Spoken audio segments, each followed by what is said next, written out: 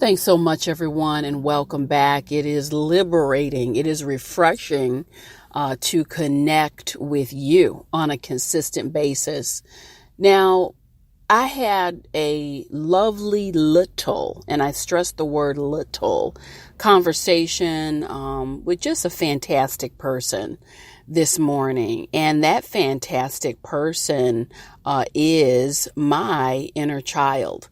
I want to talk to you a little bit about inner child work, why it's important, why it can be an invaluable tool for you in your daily life, ongoing healing, however you would like to view it, however you want to phrase it. What I do for you, the service I provide is giving you a toolkit.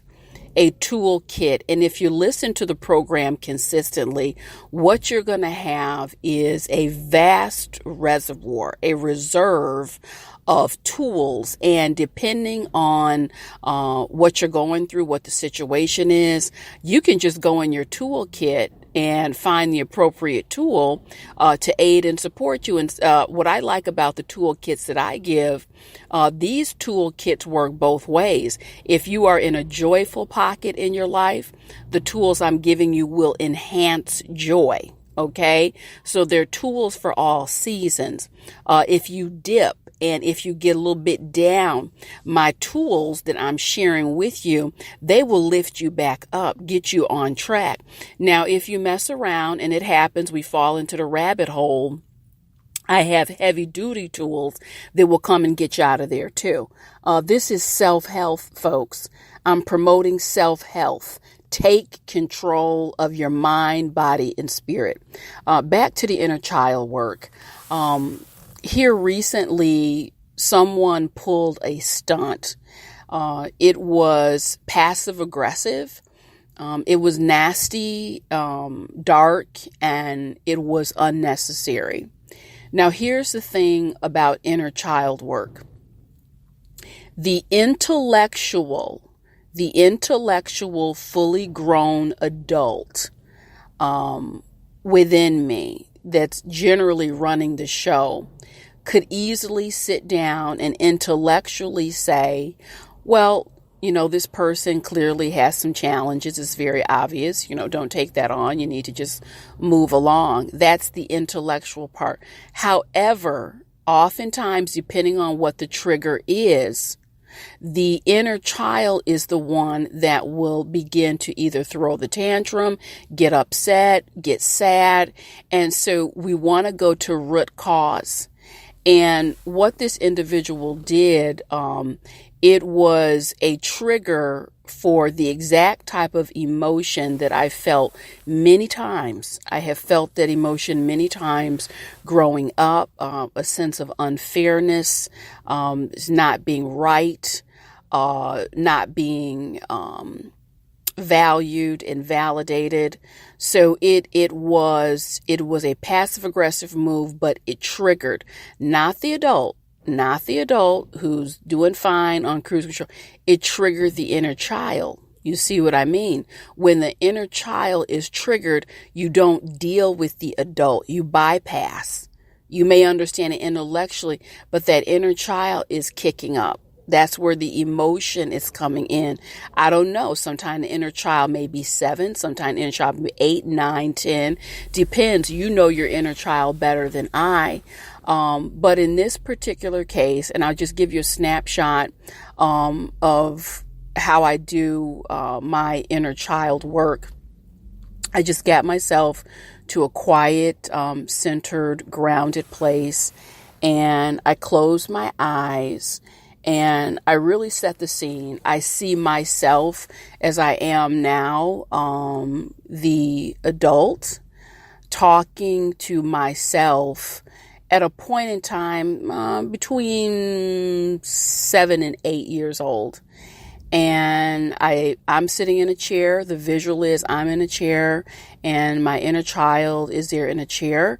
I do the visual. I grab hands with my inner child, and I'm going to give you the exact script that I used. Locked eyes with that inner child, and I said, look, I love you dearly.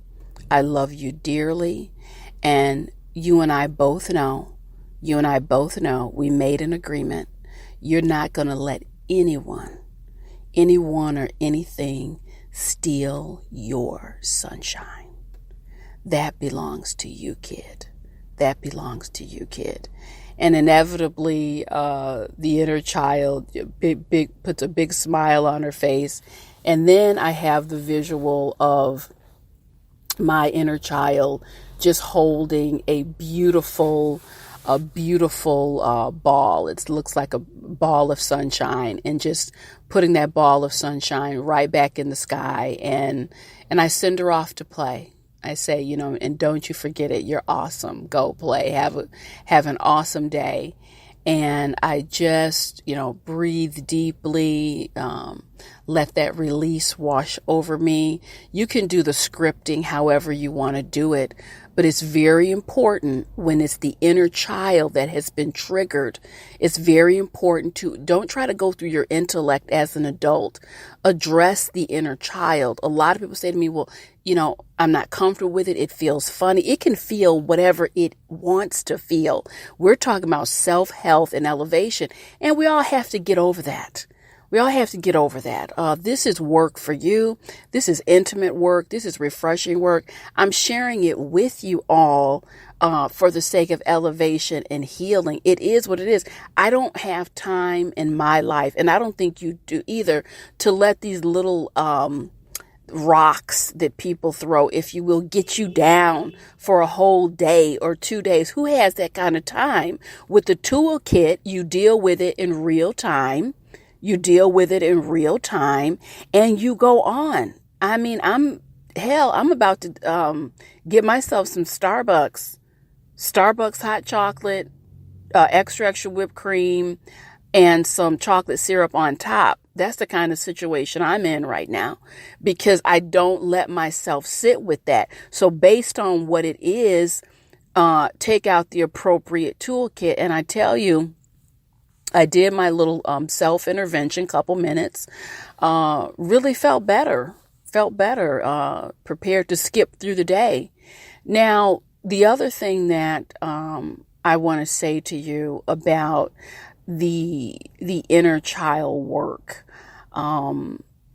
you can also periodically, for no reason at all, you can also light a candle and just write a letter to your inner child, updating, saying how proud you are that this inner child, just went on and evolved into something just so magnificent.